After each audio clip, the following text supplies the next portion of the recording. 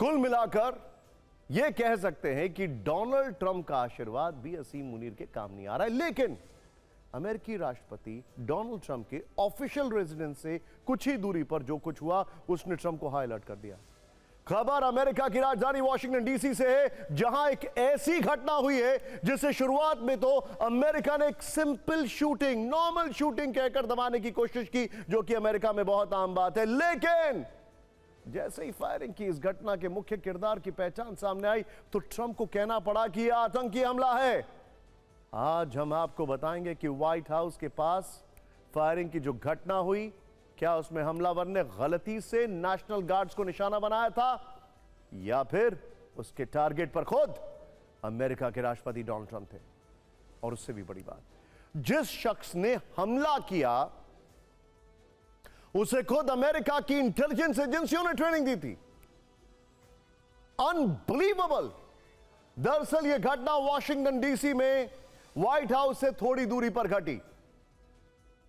थोड़ी दूरी पर मीडिया रिपोर्ट्स के मुताबिक रहमानुल्लाह लाकनवाल नाम का हमलावर वहां घात लगाकर बैठा था। फिर अचानक उसने अपने बैग से बंदूक निकाली और वहां मौजूद नेशनल गार्ड्स पर गोलियां चला दी।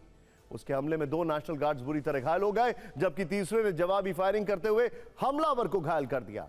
यहां तक की कहानी सिंपल, लेकिन कहानी में जो सबसे इंटरेस्टिंग एलिमेंट है वो है हमलावर की पहचान।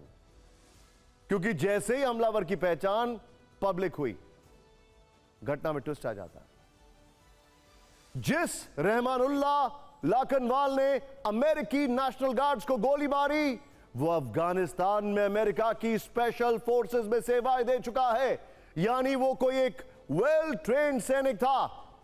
चौंकाने वाली बात यह है कि वो अफगानिस्तान में उसी आर्मी यूनिट में था जिसे अमेरिका की खुफिया एजेंसियों ने ट्रेनिंग दी थी। वो 2021 में अफगानिस्तान से अमेरिका आया और 2024 में उसे शरणार्थी का दर्जा दिया गया। अब जिस शख्स ने अमेरिकी सेना के लिए अपनी सेवाएं दी हो, उसका इस तरह से अमेरिकी सैनिकों पर हमला करना बहुत बड़ा फैक्टर है, एलिमेंट ऑफ डाउट क्रिएट करता है।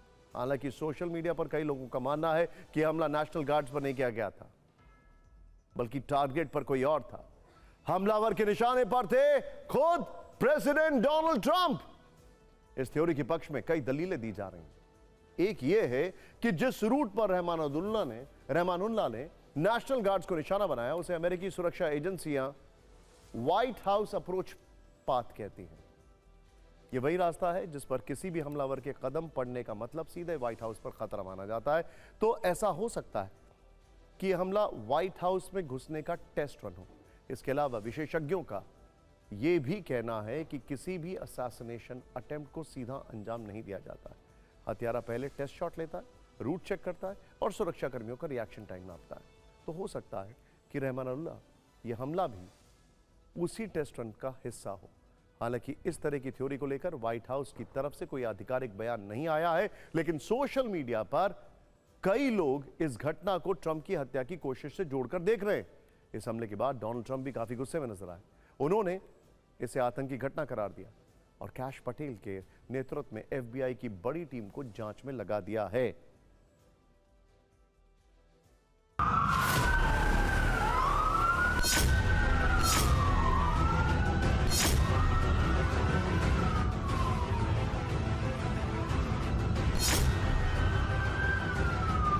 अगर बात टेस्ट रन की है तो आपको बता दें, 9/11 की घटना होने से कई साल पहले 90s में